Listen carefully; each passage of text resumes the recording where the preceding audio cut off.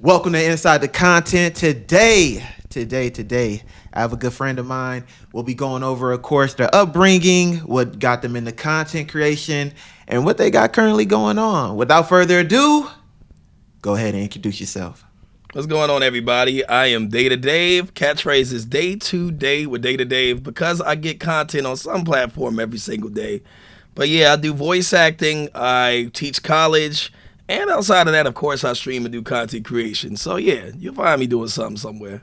That's what's up, bro. That's what's up. I was really wondering if you were going to do the day-to-day with DataDave. I have to, man. It's catchy. Yes, sir. Yes, sir. Well, to start it off, where are you from? Originally Chicago, Illinois, born and raised, but honestly, I moved to Georgia so early that I got a country accent. So I might have to start claiming Atlanta. I've been more years here than Chicago, but that's still home. You want to know what's crazy? I always thought you were in California. Oh, nah, I ain't got no West California. I'm a little country, man. Little country. I don't California know. would be nice. I don't know where I got that from. Like, yeah, he's in the West. I thought you were like Northern California. Man, I wish I was in LA, but blame acting opportunities for that one. Yeah, that makes a lot of sense. That makes a lot of sense. Do you have any brothers or sisters? Shoot. Yes. Different. Okay, I have a lot. I have a blood brother, blood sister. We just got a different mom. A stepbrother, stepsister from my stepfather. They older than me. And believe it or not, another stepbrother, stepsister from my stepmom. So pretty big family. Pretty big family indeed, for sure. And were you hanging out with them in Georgia, like back in Chicago? So, funny story. So, I don't mind. It's nothing bad. Parents divorced when I was 2. So, I met my first stepmom that has a brother and sister by very early on. She's in my life. She cool as heck. And, they lived in Chicago. I moved to Georgia with my mom and family when I was 13. So I didn't have the pleasure of really growing up with my brother and sister, but I did try to visit every year. So I got to be pretty close with my blood brother and blood sister. My stepdad married my mom probably when I was like, 14, 15, I don't know how many years, but they were much older than me. So like, we're cool. What's funny is me and my stepsis actually reconnected. We had a lot in common recently over this past year. So like, we're really cool. Stepbro, much older, we cool. Like, I get along with my family. And regarding the other stepbrother, stepsister, I hung around with them in summers. They nice. They in New York right now. That's where they're from. So, very scattered family, but everybody dope. So growing up like that, so what was like a regular day for you growing up? Like just, going to school and then coming home? Did you have a lot of friends, or like what was growing up like? Man, let's talk about it. For me, and I'm glad I got a lot of habits, at least from like growing up, middle school, high school. I was really active. Like for me, I could find an interest in almost anything, even if people are just telling me about something. So like middle school, high school, soccer, track. I did track for a long time.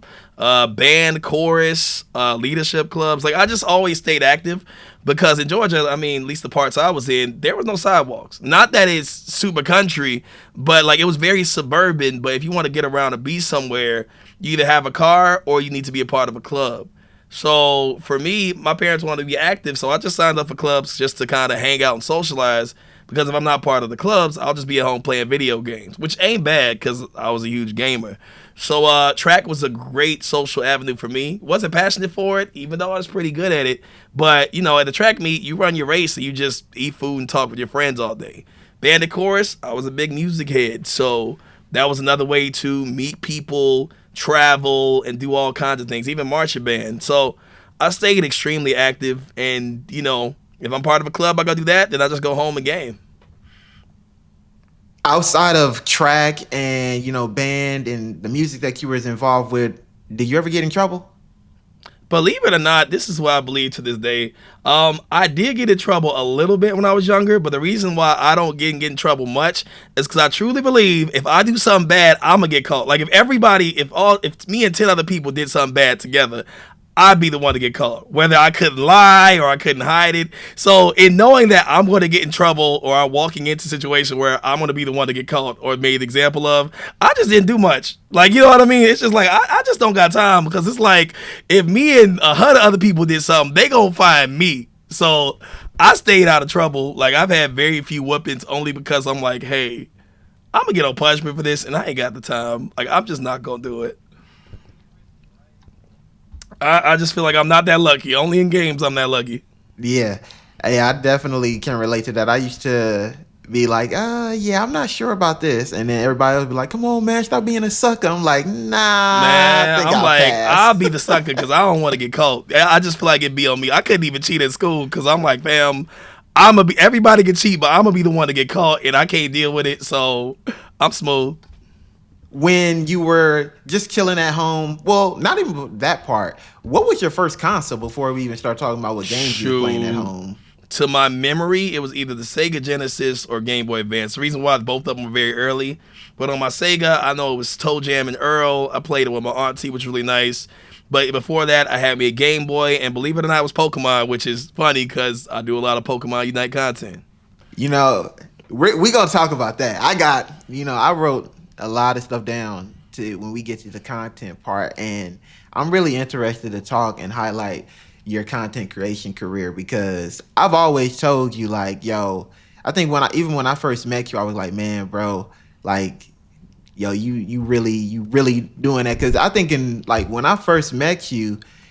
Pokemon was always a small community. Like even when I would go live in it, like 8 years ago, well, when both of us were going live in or whatnot, it was always 3,000 people. Only on day one did it Yep. ever get really big because the YouTubers and stuff played it. But outside of that, 3,000 people, and then at night maybe like 1,000. So it was like when you go in there, everybody knew who you were, and your community was literally like your representation of who you are. And I've always said, like, this dude, DataDave, the truth, bro. Every time you come up in here, it's a good vibe. He chilling. I ain't never seen him frustrated or, just having a bad night gaming. So it was always like legit vibes with you going into your stream and whatnot. I appreciate that, man. I really, really do. Yes, sir. Yes, sir. Yes, sir. Outside of Pokemon, were there anything else that you were playing like you had like got like addicted to growing up? Man, everything. I'm trying to think what I was really, really into back then. Kind of whatever I could play. I mean, to be honest, RPGs were big for me when I got put on Final Fantasy, Kingdom Hearts, and that's going a little bit later. But I liked basically anything mostly but shooters or sports. I'm still not into sports this day, even though I may watch an Atlanta United game because we got the soccer team over the years. But never been to sports really. Shooters, main reason why I am really bad at them is I came from a very sheltered household and I couldn't play the shooter games. Like I've never owned Grand Theft Auto until RP over the last year, and I still haven't played through it. So everything else was fair game. Like, was it anime game? Was it in the RPG? You know what I mean? You never played Grand Theft Auto growing up? I never. Well, I played it at my cousin's house when I wasn't supposed to, but all I did is like get my stars up and be like, "Ooh, let me put in some cheat codes." But it wasn't the game I owned because I would get in trouble because my family would check the games I buy, so I had to like justify what they're buying for me and make sure it's approved. You know what I mean? But very Christian, or not appropriate, but very Christian household and sheltered, and what is and isn't appropriate. So your mother was growing. She was very addicted. Well, not like addicted. That's like the wrong word. Your mother was really close to the Bible. All my family is, to be All honest, of them. Okay. So, I'll say my father more so than my mother, but still a very Christian household. I could get away with a lot more on my mother's side, but she's still mindful, like, hey, you're not getting this game, don't do it. And I'm like, okay, cool, I won't. You know what I mean? I'm pretty Yeah. agreeable because most stuff didn't really bother me. It's like, okay, I can't, cool. You know what I mean? So coming from a Christian family, was that something that you just automatically, went down to? That was like you like, oh, I'm in a Christian household. This makes me Christian. I have to do this. Or were you like, let me learn about it first, and then I'll follow the religion or whatnot? Like, what was your view on it? I'll keep it a buck. The first one was right. I was a Christian household, went to Bible study, went to church. I was very active in the church.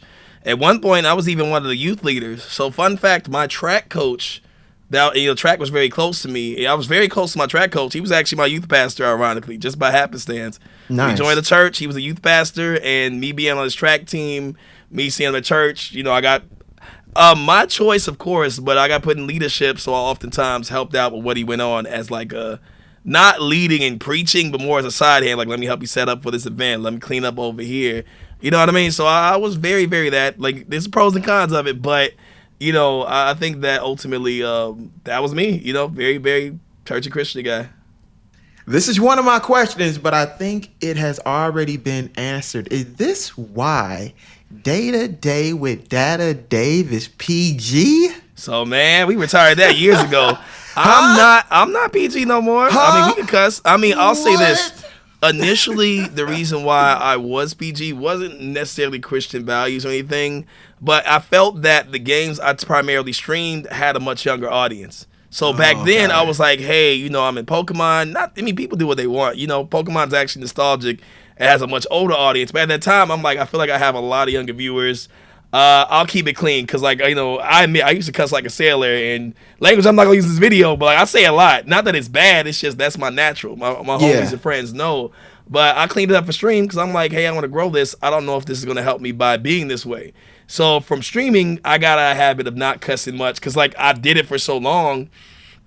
But what changed it, believe it or not, is once I started collaborating with other streamers that, let's be real, had no filter. And they my homies. They my friends for real, for real.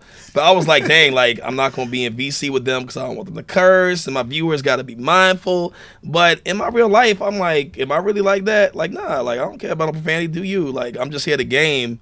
And that shift, I don't know how many years ago, maybe 3-4 years ago, around whenever Naruto Shinobi Striker was kind of popping, I was like, I shouldn't let the language barrier be an issue for my streams because it's not a language barrier for me.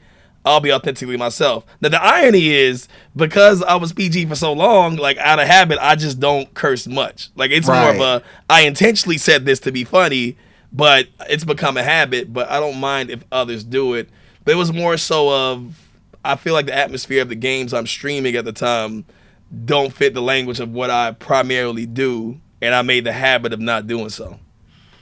That makes sense. That answers a lot right there. Hey, I appreciate that, bro. That's pretty good, man. I always thought that, because for me, I'm not PG, but at the same time, it's okay, there are certain words that I don't just want to use on stream, even though I use it in my personal life all the time. Same, fam. You heard me off stream, you be like, Dave? I'm like, yeah. I find it funny at TwitchCon because, you really get you throw a few drinks in my system and hear me talk. You gonna be like, Dave?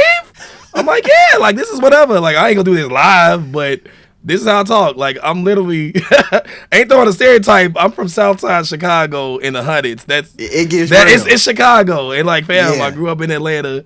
You know what I mean? That just is what it is. It's but for my stream, for my content, that's more for me and my branding. That's what's up, bro. That's what's up. But catch me off stream. I mean, it's the same guy, just the verbiage may be a little different.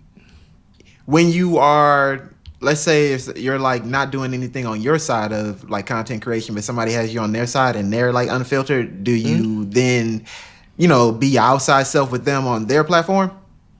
It depends how drunk am I. Now, jokes aside, I'm still DataDave no matter what spaces I'm in. But honestly, the same energy you get on my stream is the same energy you get on somebody else's. Now, if I'm drunk as hell, some words might slip. But generally, I'm not against profanity. I try not to be excessive. The same takes you'll get from me live and offline, even without a filter. What's funny is my offline filter really ain't that much. It's just a few more words is added. Yeah. But my online filter, even if it's not my stream, it's the same thing. It's hey, it's still DataDave. Got it. But do I do drinking streams? And that's been some clips. But I'm like, hey, I did that. I was drunk. That's funny as hell. I love it. Enjoy that clip. You know what I mean? So yeah, I stand by whatever I do. At what age did you start getting into content creation and start taking it serious? I will say roughly 26, believe it or not. 26. Okay, yeah. Okay. What made you want to dive into it? Wait, let me make sure I'm doing my math right. I'm 32. I'll do my math. 32 minus 7, 20, 25, 26. Yeah. But what made me take it seriously, believe it or not, what got me to content creation is I was going for, believe it or not, my PhD in computer science, specifically computer science or human-computer interaction. And, I went to school. My life was wake up, go to graduate school. I taught because I wanted a scholarship. And when I went home, all I did was play video games. But from one of my students, he mentioned Twitch, and I'm like, oh, I don't know much about Twitch other than Twitch plays Pokemon. Yeah, But I look, think I watched a streamer, and I was like, oh, like afterwards, I was like, this is dope. Twitch is cool. A friend was telling me about it afterwards, and I was like, I wish I could Twitch. He's like, yeah, just buy a microphone and webcam, and I'm like, sure. Like I ain't got shit else to do. Like after school, I just go home and play games. Why don't I just stream them anyway? And I that did my easy. first stream, but I had a very poor, broken laptop. Like it was like literally coming apart, but it worked.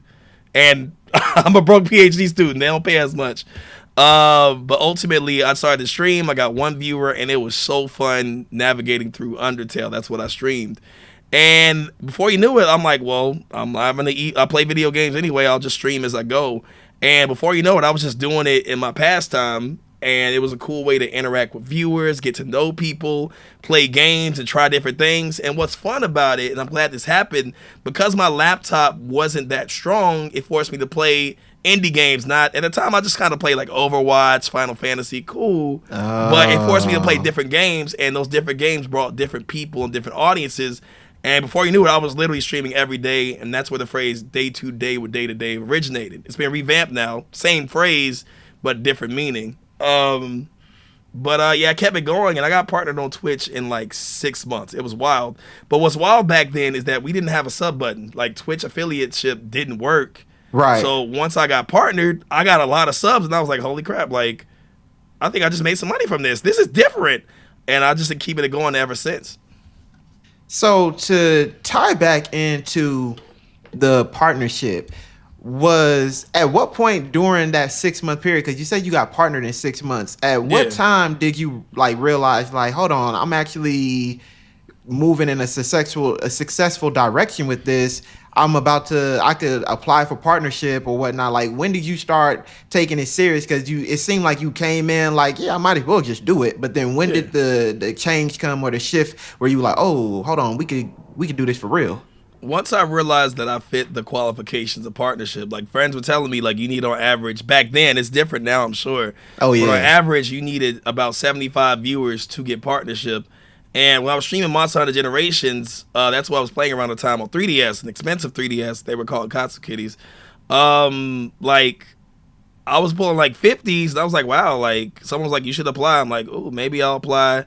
We'll see if I reach it. If we do, great. If we don't, it's kind of whatever. But once I started getting in that range, I was like, oh, I should apply.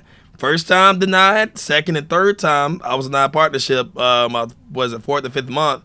But on the 6th month, in my Pokemon era, we got partnered, and I was like, this is cool. Like, I can't believe we hit it. Like, we'll just keep it going, because ultimately, I was just kind of having fun, trying to figure out what I want to do with my content. But I was like, hey, as long as it's entertaining and it's not taking away from anything I'm doing, I'll just kind of keep it going because it keeps me entertained and it's fun. do you remember what Pokemon game you Oh, came in absolutely. on? Because like I know you've been playing Pokemon your whole entire life, but I know when I met you, I want to say it was during. I know it was. I don't think it was X and Y because when I first met you, you were already partnered. Yeah. And when you came in, I was like, wait, who is this dude? He already in this community? Because first when I saw your name, I was like, oh, this is probably somebody who plays another game, and then they came to the Pokemon community because this game just released. I want to say it was Gen 8 when they were doing the island thing. That's when I like Yeah, first like like Ultra saw you. Sun, Moon maybe, or Yes, Ultra. that game. So Yes. believe it or not, I got partnered on Pokemon Sun and Moon. I got addicted to shiny hunting.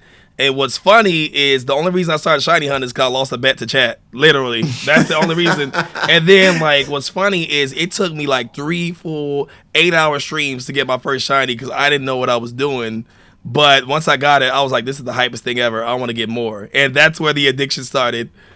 That's kind of like a similar story for me. So when I was streaming, I was doing the whole overnight. I was like, bro, don't come to me about no shiny hunting. That's for people who ain't good at battling. I want to battle. And I'm And still bad then at battling.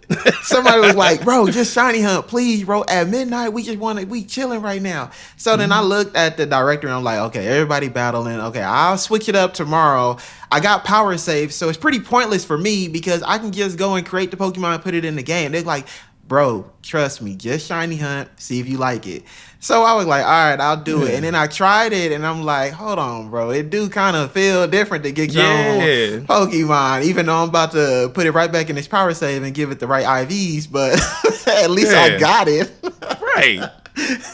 So it was just a fun wave, man. I was shocked. I look back, even though shiny hunt's not for me now, I had genuine fun to the point I was doing. I'm gonna tell you this. I was extremely fortunate in shiny hunting because what's funny is the easy hunts I was horrible at it. It took me forever. The hard hunts I was getting shinies in like full odds old school games, which is ridiculous, but I would get them quick. So that addiction was wild. Wow. Did you ever do what was your favorite style of shiny hunting? I think mine's is Dex Nav. Call me crazy, full odds, heart gold, soul silver, and that's You ridiculous. Yeah, you're I did a literal 7-day race against my friend Robson. It took him a full week to get his second shiny. I had like 7 of them. It was just like, but it's like, yo, like you shouldn't get them that quick. The odds are literally like 1 in 8,000 or something. I'm like, well, it happened to me. You know what I mean? But that luck was unfounded. I should have just played the lottery instead, but it's okay. Like I got my satisfaction in memories. I know with Pokemon right now, I'm not gonna say I fell out of love with it, but they did do a lot of changes that I'm just like, I'm gonna always I play feel it, that.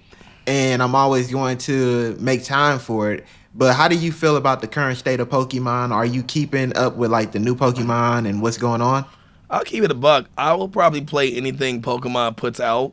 But in regards to keeping up with it, I'm gonna be real. I have not streamed Scarlet Violet in many, many months. I couldn't tell you the last time I did it. Like Same. I beat the DLC, but after doing one stream to beat it, or maybe two, I'm like, it's just not for me. Like I feel like for at least for Shiny Hunted, which was my main stick, I burned out of it. And like I feel like in regards to content creation on the tangent, fun fact, I got a Tangents podcast, check it out, plug it myself. Yeah.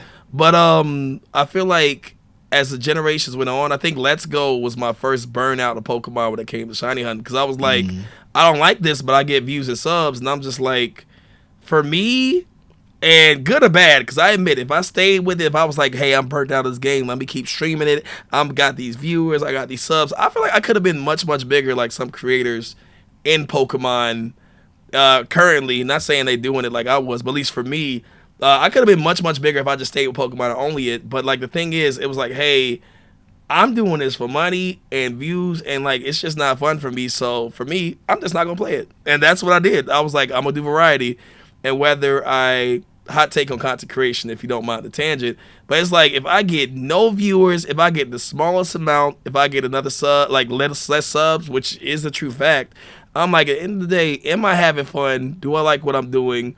And whether I got 5 viewers, 10, 20, when I could have 500, am I entertained? That's what it matters. If I get the Nah, real views, talk. you know what I mean? It's just like, that's what I chose to do. So I could have stayed streaming those games for the shiny hunting and whatever it may be, but I'm like, I didn't find it fun no more, so I don't do it. And that's just kind of how I moved, if that makes sense. It's a little tangent, but like, it just, I feel like Pokemon, bringing it back, in the latter games, I was like, if the shiny hunting ain't fun for me, I'm just not gonna do it. If it's not insane, then I'm not gonna do it. Not that Scarlet Violet was a bad game. Like I beat it all on stream because I enjoyed it. But when it comes to post game content, I was like, I don't like it. So I might get some more views from it because I'm DataDave or I can make it entertaining, but it ain't fun. We ain't doing it. What was your favorite generation? Oh, Sun and Moon, but I blame a lot of nostalgia because that brought me into Pokemon and made me look at older games. But that's for stream answer. Like, like that was for stream and what was accomplished with it. But my favorite generation, technically Gen 4, but really Gen 2, I like Heart Gold, Soul Silver. Like, that's my favorite game. Silver and Gold are amazing. I'm so tired of these Gen 2 lovers, bro. I'm so Fam, tired I love of it, y'all, fam. bro. It had the best design. For me, it had the best design Pokemon. We got Ho-Oh, Lugia, Heracross, even Hoppit. Like, I just love it. Ampharos. Like, I love so many of the designs. Because in every generation, I'm like, hey, where do I say some of my favorites come from? Steelix, Caesar. Like, there are so many personal favorites in that gen. It just takes the cake. I always feel as if Gen 5 is my fave. I think Gen Okay, 5 I respect it. I think Gen 5 opened the door for what Pokemon should have continued, and then they kind of just started dropping the ball in later generations. But Gen 6 had a little bit of Gen 5 in it, and then after Yeah. that, it just I don't know. Where it's at now, and like Yeah, I'll play it. Listen, they ain't gotta change much because they not, but I'll they play it. But I not. ain't Yeah. sticking around. Like it was like, oh, it was nice. I say Next, the same thing. I say, bro, if they would have kept the different ways to shiny hunt, if they would have put the easy, normal, hard mode from the beginning, like Gen 5, and where you didn't have to beat the game, and if they kept a couple of more things like they were doing in the battle spot where you were battling, Pokemon would have better in-game content because you used to be able to record your battles and share them and stuff, and that yeah, makes for great content down the road too. So it was like they eliminated so much, and that's where towards the end of my, I guess, Pokemon journey, where I was just like, Mm. okay, they're building it every year, like it's just kids playing it, and they know it ain't just kids, yeah. but that's all they But catering to right now. but the issue is, and me and Fred have a lot of conversations about Nintendo. At the end of the day, Nintendo could put out trash or a bad game or bad features, bad online, whatever it may be, but their sales are still going to be at an all-time high. Like This is true. that's the gift and curse of nostalgia and franchises. It's like we don't give you a single reason to change what you're doing until you flop. Why change what you're doing when it already works? Recycle it. You know what I mean? Correct. But at the end of the day, like I'm like, oh, well, Nintendo needs to change. But yeah, I bought the game day one, like everybody else. So it's like I don't expect much change, and I do appreciate what they've done with like RCS and like they're taking some liberties, but it's like there's so much more you can do. Right. But I admit that based on sales, you have no reason to. Like I Yeah. don't know. Are you familiar with Poke Rogue recently? Hmm. I was addicted to Poke Rogue heavily. I played the mess out of that as soon as I gave in and tried it out. It's fun as hell, but it shows that hey, a fan made game could make. I think on average, if I'm not mistaken, I'll even log in now to see. On average, it has about 30 to 40,000 people playing it at every given second of the day. But what does it show? Like, hey, if they made a roguelike that's just battling, we would eat that up. But Pokemon's not gonna make it. They have no reason to. But if they Right. did, you will pull in an entire new fan base. So that's just, this just is what it is on that. I'm about Did to look you? up that number because I'm curious. He said, "Hold on, let me double check." I just want to know. I just want to know how people on today. Not my browser doing updates. Never mind. I'll find it out later. But what are you saying? When you did get into content creation, probably should have asked this in the beginning. Did you like check out the scene? Like, did you have people like you were like, "Oh man, this is dope." Like, who were you watching? Early on, I just kind of did it. And then I got the question of, in my mind, are there other content creators like me? You know what I mean? Also, answering the question because I'm nerdy, 37,000 people are playing right now as we speak. But that I just had to know for my sanity. But early on, the first thing I did when I started watching people is I watched Bowski J, and then I watched Cy B Plays Games. Fun fact, Cy is a good friend of mine. Those two people were the first people that I subbed to that were partners on Twitch. And Cy, he's now Sci-Fi. He became a really good friend of mine. Like I was just a fan being like, hey, we got black content creators here. I'm black, you black. Like that's what's up. Like I'm glad to be representing this platform because back then it was very hard to find creators that looked like me. So those were the first two and then the pipeline went,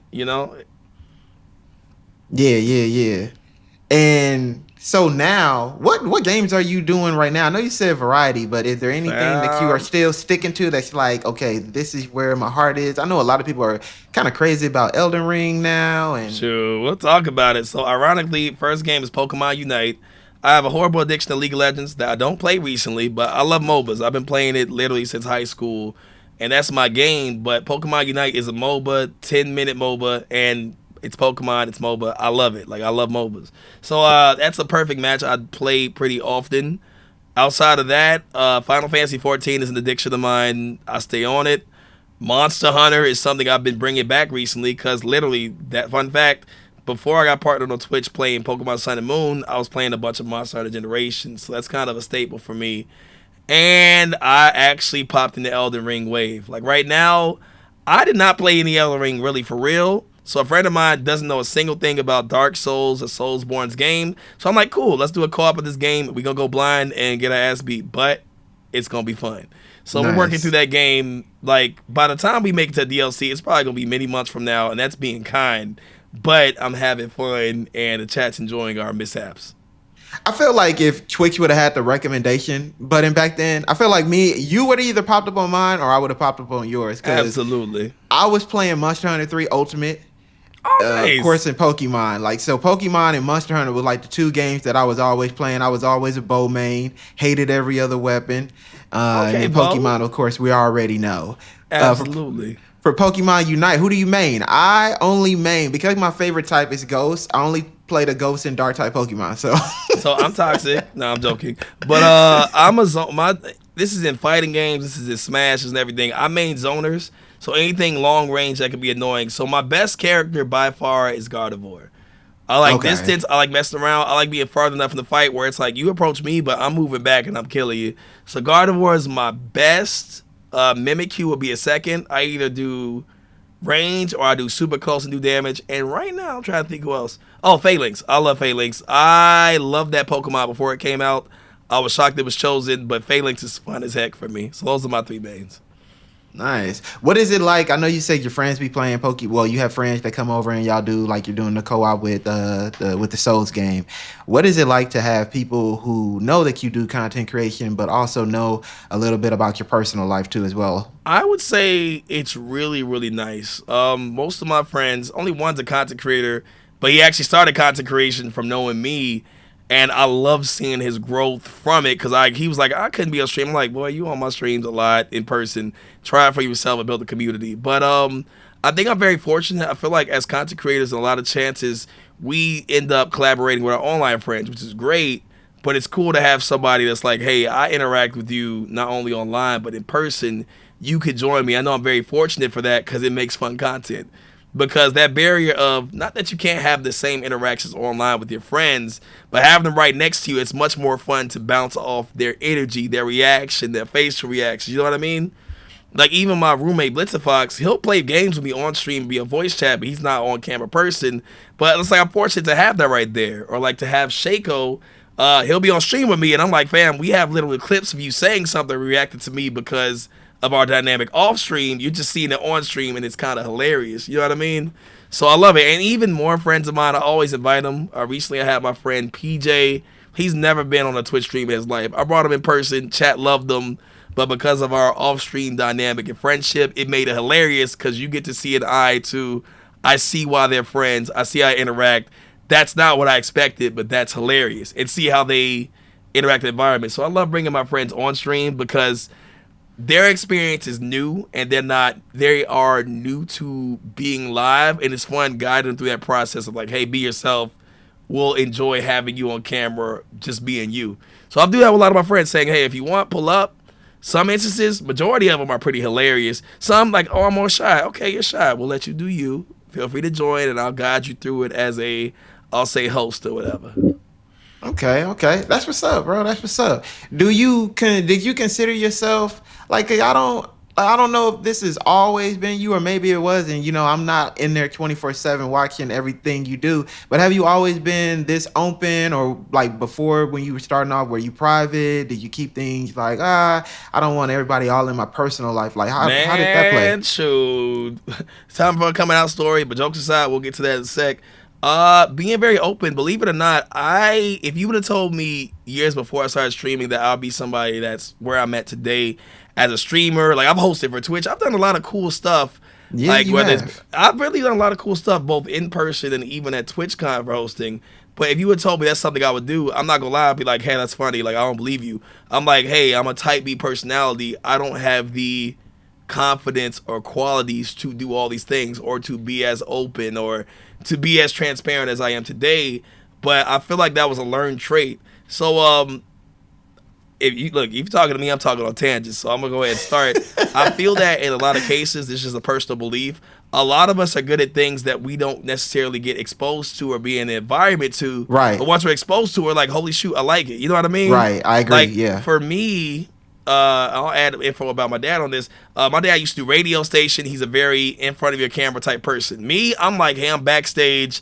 I'd rather help in the background. Like if it's a video game, I'd rather write it, but I don't want to be forefront. You know what I mean? But I just thought I was that type of person. But in me trying to stream and do it, and ultimately being open to doing new things, I've done stuff that I've been terrified to do. Like, hey, go host for Twitch and lead the show and run a show and read from a script. You know what I mean? I'm like, yo, I don't know how to do it, but I'll try. You know what I mean? So I'm gonna try to bring it back to your question. I may have lost it a bit, but Oh no, you good. I feel that I was not naturally that personality or always been that way. It was more of an acquired trait from streaming, getting used to it, and just ultimately just learning how to navigate different spaces. And I feel like the reason why I could do it so well is like I mentioned to you, like, hey, I did band, chorus, I did track, I did soccer. Like I'm open to learn new things and try new things. Shoot, I was on the JV basketball team and I was trash. I was a bench warmer. I say it is what it is. I was a bench warmer. I traveled and I'll just be like, yeah, I'm on the team, but I'm bad.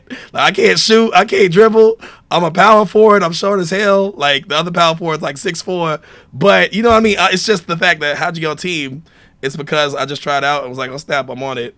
Sure. Yeah. You know what I mean? But Like, ultimately, what's the worst that can happen, right? exactly. It's like, cool, I'm on the bench. Like, I got to travel for free and see my team win or lose. We were bad. But jokes aside on that, it's more of like, hey, I'm willing to try stuff and learn stuff. And that's how I ended up becoming who I am today, you know? So, yeah. Okay, that's what's up, bro. That's what's up.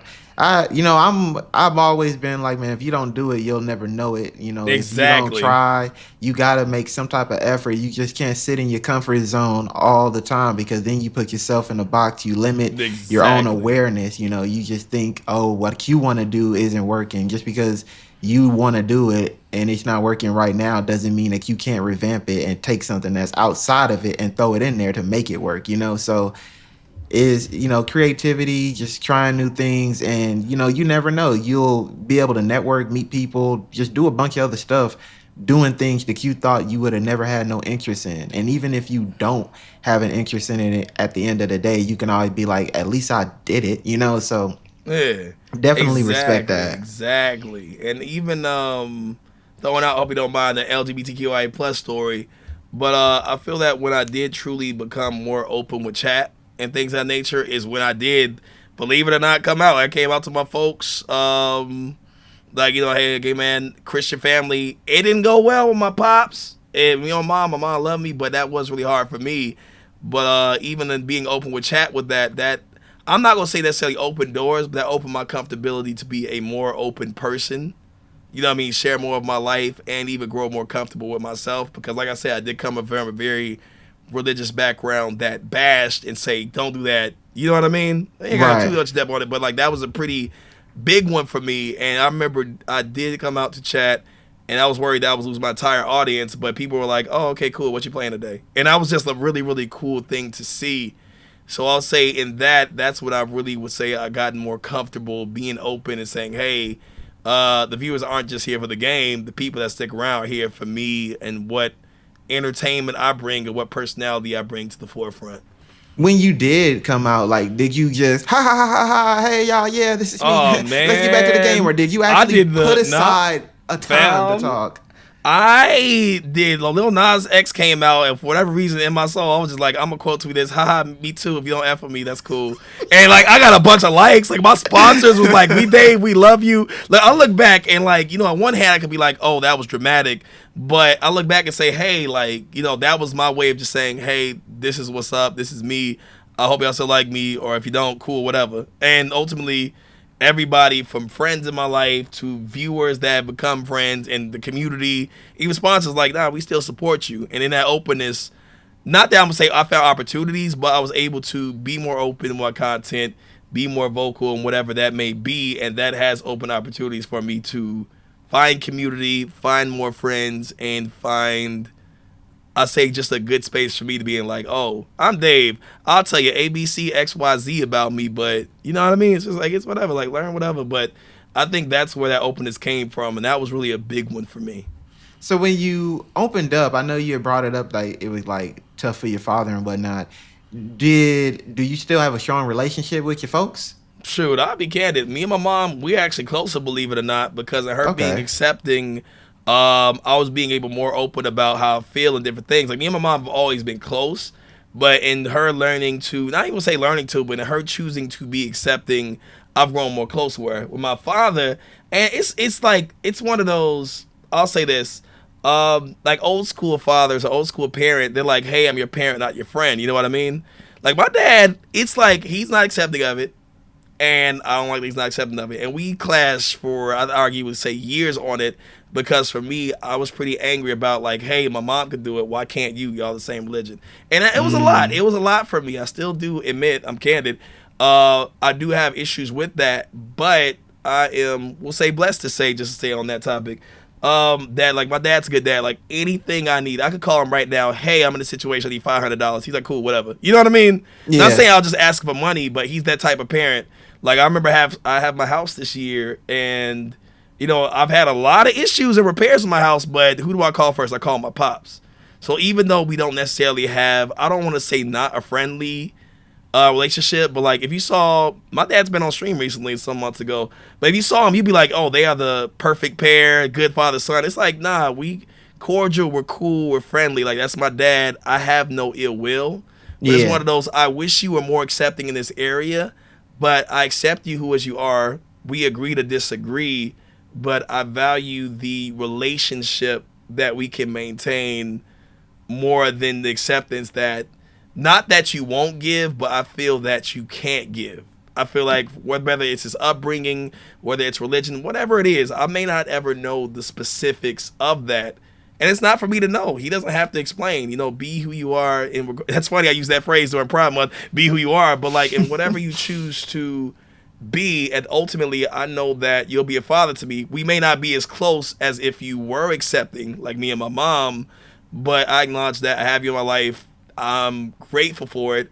I got issues on how you feel about it, but ultimately, anything I need, if I said literally, I need you here this weekend, he'll be here this weekend for whatever That's reason. really good. That's like even when people disagree, it's still good that you can maintain a healthy relationship and it's not toxic or you feel as if indirectly, they speak negatively about you. Like you can still feel that love and the genuine, desire to be like, hey, you're still my son and whatnot, and like I'm still gonna be here for you regardless if we disagree. I got your back, etc. So that's really Exactly. dope, So, bro. That's really dope. fortunate for it, but I ain't gonna lie to you, it took me a long time to get through it because I was pretty mad because I feel that this happens with most people that are LGBT.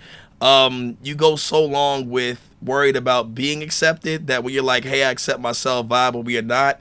And if you're not gonna vibe with me, you just gotta go because I personally can't have anybody that's not as accepting in my life. It takes a while for people to say, it took me a long time to say, hey, you know what? Even though you aren't accepting, I see the value in having you in my life, and I'll keep you around.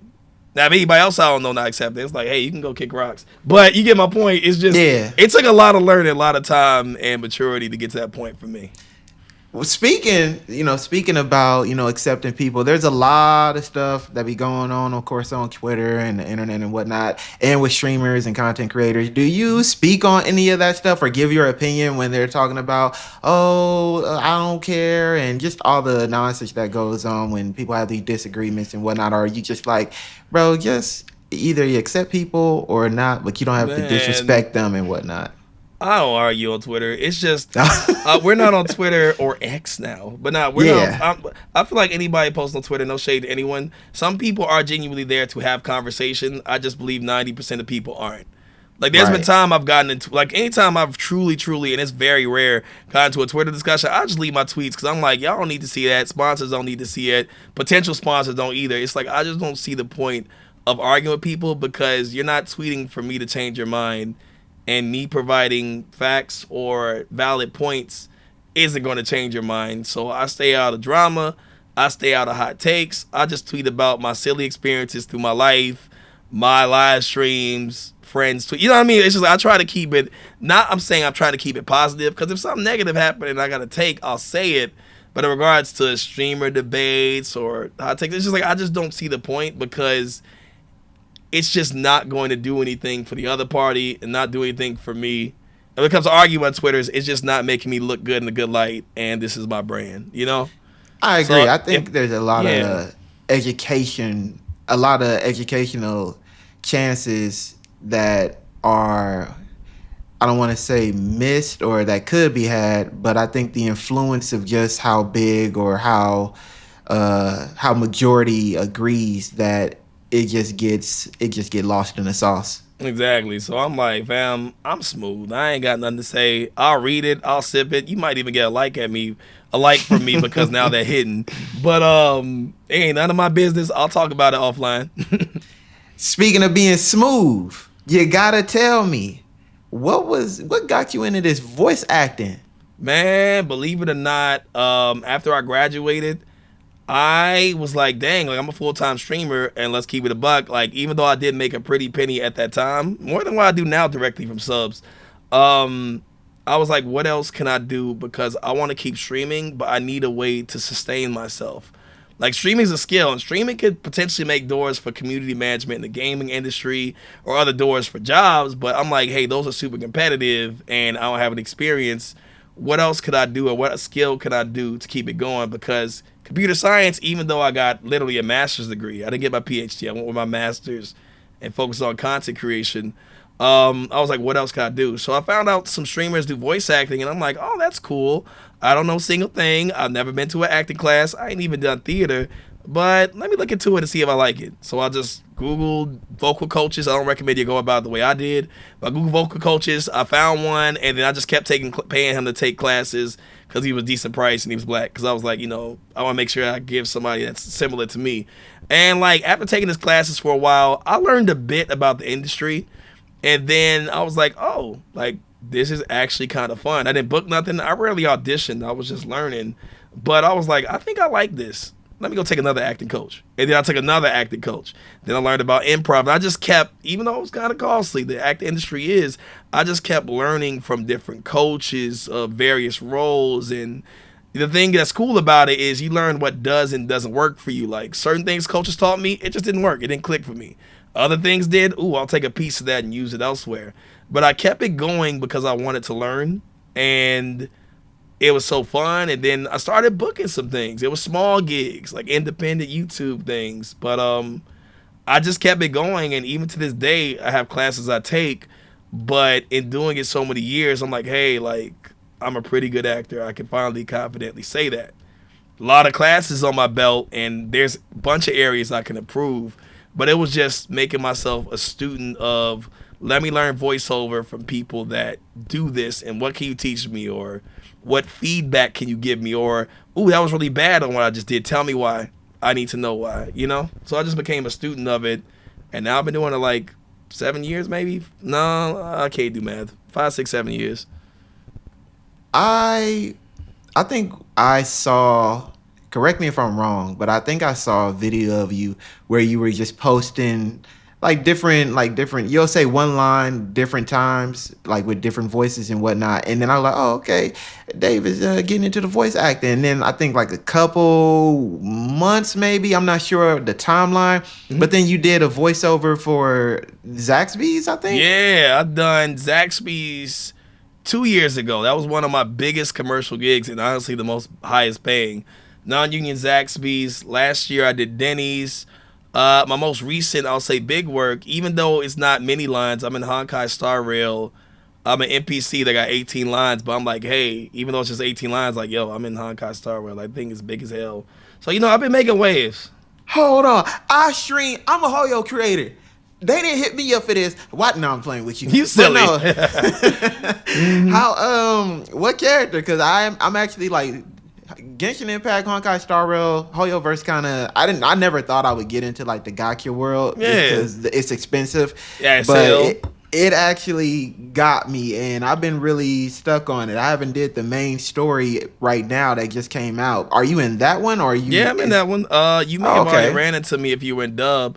But it's a character named Dreamweaver. He has like a golden mask on his head, and like you had to do some type of some mini game where you had to like help him with his emotions or something like that. Yes. Yeah, that was me. That was me. It was a small little mission. Surprisingly, a lot of people saw that character because I think it was in the main story. But yeah, I was Dreamweaver, being an over the top artist, and it was a small quest, but it was cool to see. That's dope. That's dope. That's dope. Can we look? I need you to contact Hoyoverse again and say you want to be a 5-star character. Sure, I've auditioned for him. So fun fact to my agent, I auditioned for. I didn't book it, but I auditioned for Gallinger, if that's his name. Oh, okay. Auditioned for Boot Hill, and I auditioned for Firefly's Mech. I can say it only because it's out now. Nice. Didn't book it, but I gave a good enough audition where they're like, hey, I'll. Like what happens in voiceover, a lot of cases, you're not auditioning just for the character, but if you give a good enough audition, they'll be like, hey, they were good, let's put them somewhere. And that's what I truly believe happened for my booking with it. Okay, that's dope, bro. That's dope. Let's go ahead and well, what do you got planned for this year? Honestly, keep streaming, keep voice acting, grow on YouTube, trying to find my own niche. But ultimately, it's the same vibes as it's been every year. I want to keep growing on Twitch and growth in the sense of community. I want more people to show up, enjoy the database community, interact with me, and just have fun. Like I'm funny, but they funny as hell in my chat because they be roasting me. But I'll be having a good time. Just keep streaming and enjoying myself, and keep it being fruitful. YouTube, let's just see what I like to do, and we'll see what pop and what don't. But long as I'm learning to edit more and have fun, and just kind of whatever else to get into. For voiceover, shoot, keep auditioning, pray for bookings, and let's book. I want to get in some big games. And outside of that, just keep doing what I'm doing. Like whatever I find fun, let's keep it rocking.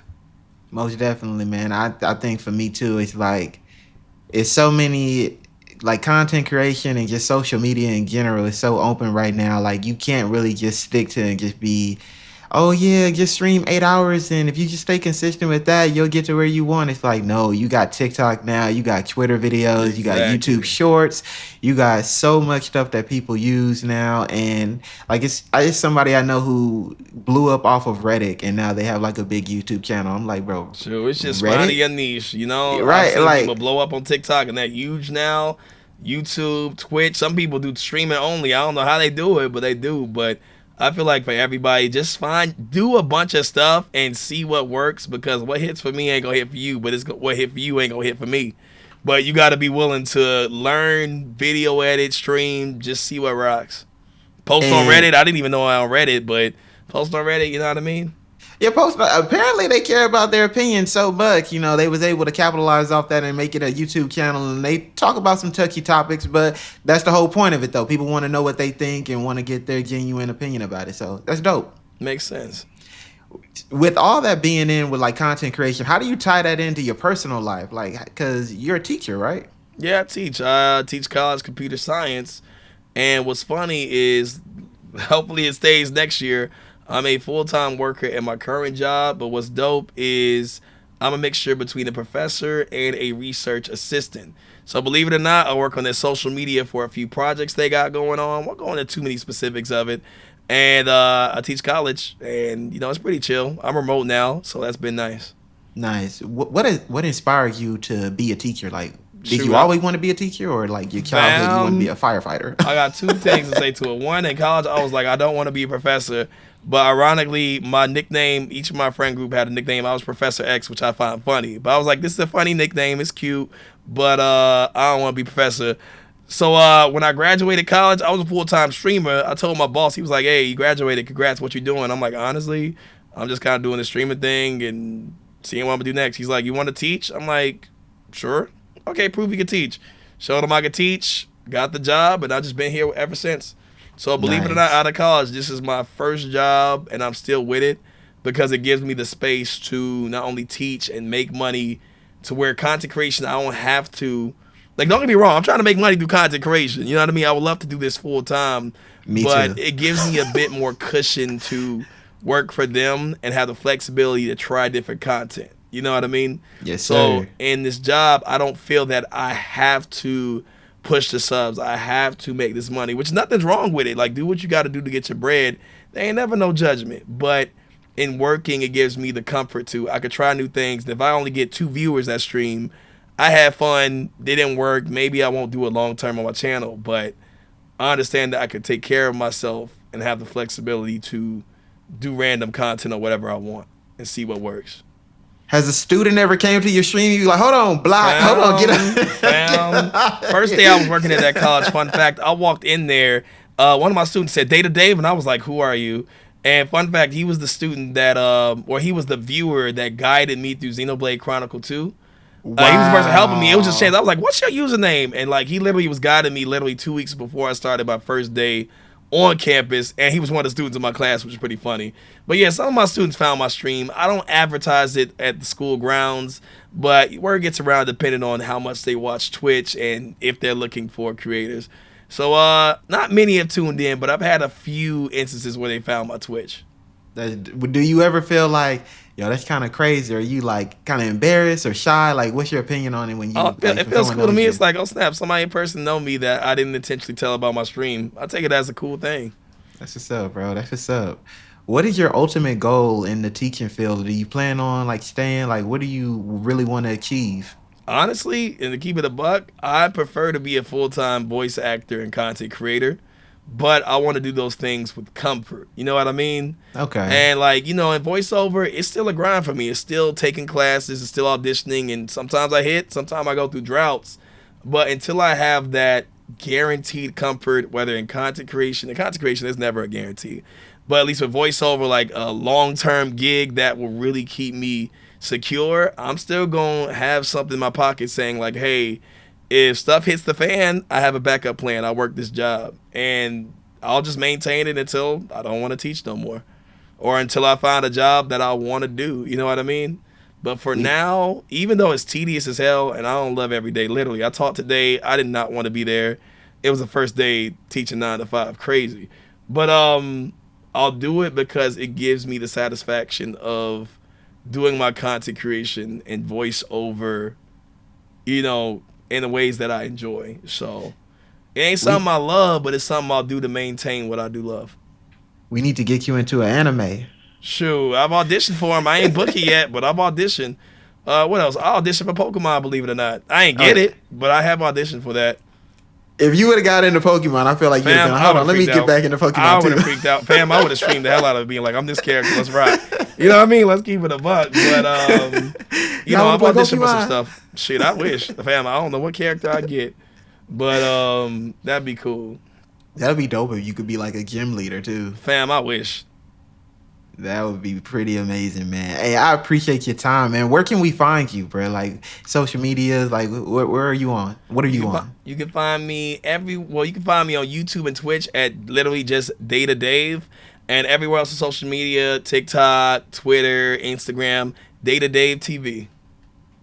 Well, listen, boy, but before we get up out of here, I personally want to say, man, I said this to you in DMs before, but personally, I want to say it right here on this video, man. Like, anytime I've ever needed something, or even if it was like, hey, man, you got an editor, you know people who can do this, or da da da da, or what's your opinion, or how'd you do that? You have always been one of the few people who have responded and was genuine and actually gave, advice and was always, like always had a helpful side to you. And outside of that, man, when it just comes to your content, very creative, very talented, very unorthodox. You never know what you're going to get from you, especially with you, not afraid to step outside the box, man. It's always a pleasure whenever you're live or whenever you do drop content, man. Like what you do is real, bro. And a lot of people, I think, are inspired by that because not only do they get to see you have fun, but then they also, like you said earlier in this interview, just be who you are, be yourself, and just have fun with what you do. And that's really all that matters. So from me to you, man, keep up the great work, bro. Your content is dope, and I wish nothing but success for you, whether it's voice acting, full-time content creation, whatever you want to achieve, bro. Like you put in a lot of work, man, and I respect your hustle. I respect your grind, bro. Hey, well, I appreciate that a lot, genuinely so much. I really do. So thank you. Yes, sir. Yes, sir. Is there anything that you want to say before we head on up out of here? Any last words? Man, shoot. Let's throw the cheesy like, hey, make content if you're interested in streaming or whatever it may be. Let's throw in, was it Shia LaBeouf? Just do it. Just try it. It ain't gotta be perfect. Just throw some stuff out there. You never know what'll stick. Because my biggest TikToks have been the ones saying, nobody will watch this, nobody will laugh at the jokes. That's the one that's been viral. It's every Right. time I was like, this ain't getting no views. Fam, I'll be like, how did this end up on these pages? So just do I it, try agree. stuff, and you never know what you like until you give it a shot. Yeah, I'll post something on TikTok, 200 views. YouTube short, 30,000. I'm like, okay. Exactly. Like you just never know a bang. My stuff where I'm like, this is a banger, it's going viral. That joint don't. But the one being like, I just kind of made it, whatever. Bunch of views. It's crazy. All right, man. Day to day with DataDave. I hope you all enjoyed it, and we'll see y'all next time. See you later. Peace.